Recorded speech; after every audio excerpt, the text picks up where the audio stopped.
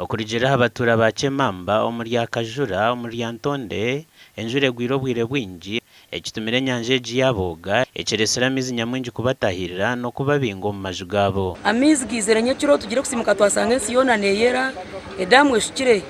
n'amazima nigaraba omu muhanda gwagwo konka bwa Kyemamba n'oburofa omuhanda gw'amizi guri mu kasasiro abantu mateka mu kasasiro amizi gasasana gargo omuhanda gwagwo gazo omu maka g'abantu ati yo dikyana munju ndiani ndara rubajugwe nguto hatiyo.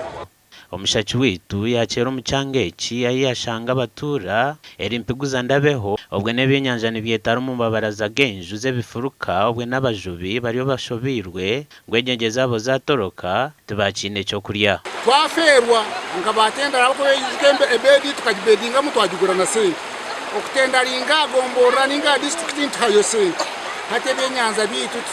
byona bigenzire n'ekintu basa kufurira abantu abakwibari hagati y'amayizi aho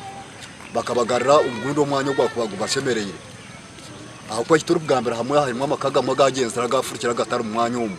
obwo gisire mbere rukwerarikiriza egi nikigambwa ngo kwihenjure ege tandika kugwa akatare kente n'ebindu bintu akakyemamba tikakikora ahabwa amizaga kubinga abashubuzi ukwezi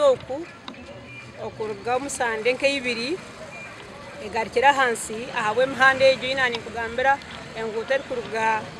Kyemamba kuza ekutugayitana ishembabure kabingo ege kingirwe amaizi gagishazireho akatare k'ebintu nakenti amaizi nho garufuteranda so twine obuzibu bw'amaani twine oburemezi ebireebi twineho kutundira ebintu byaitu nente tizineho kwemerera obwo hata amizaga gakishazire emihanda yona omuntu kucekanisa kuza wamuriranwa kigumire kandi n'ezindi nguuto ezakubire nizireeta abashubuzi zikingire. Gashakwa Sande William.